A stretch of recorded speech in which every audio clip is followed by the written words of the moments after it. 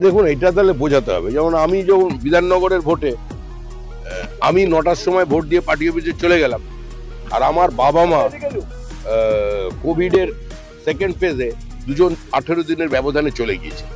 আমার থেকে বড় দুর্ভাগা কে হতে পারে? পার্টি অফিসে বসে খবর পেলাম 4টের সময় আমার বাবাও এসেছিল, মাও এসেছিল, 8 ঘন্টা পরে আমার কাকা কাকিমা তারাও এসেছিল, ভোট দিয়ে চলে গেছে। আমি দেখতে পেলাম না, আমার দেখাটা হতো। এরকম এগুলো মনে হচ্ছে হবে না, আর যতক্ষণ না হবে ততক্ষণ নির্বাচন হবে না। বিজেপির প্রত্যেকটা ফর্ম 7 এর জন্য তাদের শুনানি করতে হবে, জমা নিতে হবে।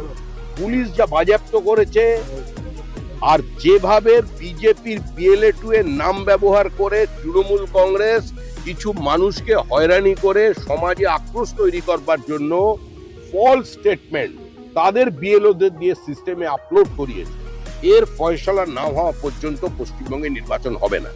হঠাৎ যদি বলে দেন জ্ঞানেশ কুমার এখন নির্বাচন হবে, পরেটা আমরা পরে দেখবো, ওসব হবে না।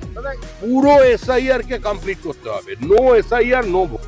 इस वीडियो को लाइक करें, हमारे चैनल को सब्सक्राइब करें और बेल आइकन जरूर प्रेस करें